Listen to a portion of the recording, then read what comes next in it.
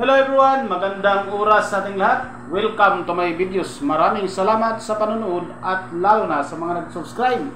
Thank you guys, at kung bago ka pa lang dito sa aking videos, huwag kalimutan mag-like, comment, share, and subscribe para updated ka sa aking mga bagong upload na mga videos na mayroong magandang kasaysayan at halaga tungkol sa ating mga barya.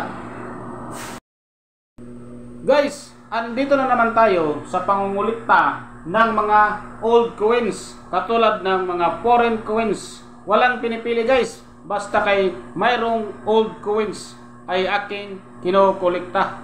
Guys, kung marami kang mga coins guys na tinatago mo lamang, subukan mo mag-komento guys at mag-share ng inyong mga barya guys. Baka sakali guys, mapili ko kayo guys na mabilhan ng mga old coins na inyong hinahawakan.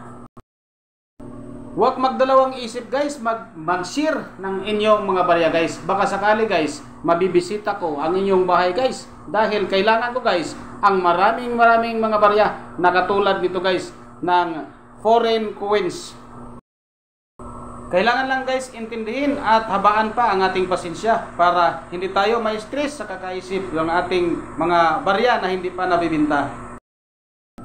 Itong mga baryang ito guys ay mga foreign coins ito guys. Dala ito ng ating mga OFW. So maraming salamat pala sa nagbenta nito guys. Dahil sa napakabait at murang-mura lang ito guys na nabili ko guys. Abot kaya ng aking bulsa guys itong baryang ito guys.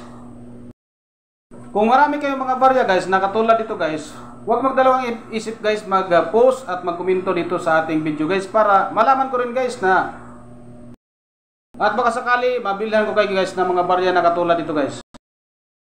So paalala guys, ang ating barya guys ay hindi po ito mahal. Mga common coins po ito guys. Circulated coins na mga common.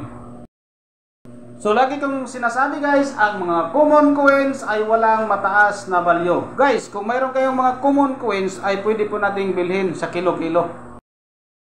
Dahil pipilian ko pa yun guys ng mga nagkakaroon ng mga error. So yun guys, ang mga common coins ay hindi nabibinta ng milyon. Ang mga common coins ay piece value o mababa pa sa piece value. So kung marami kang coins guys na katulad nito guys, subukan mo ring mag-research guys at tingnan ang bawat isang coins na hinahawakan mo. Para hindi po kayo mabigla guys sa mga nakikita nyo guys sa mga videos na ginagawa ng katulad natin guys na nag-share ng mga videos guys ng mga coins. So napakaganda guys kung marunong tayo mag-research at saliksikin natin ang bawat isang coins na ating hinahawakan katulad ng mga old coins na ito.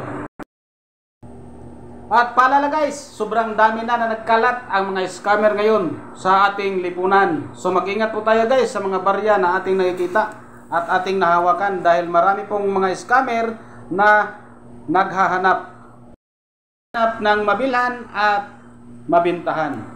So maraming salamat sa ating lahat guys at God bless sa ating lahat.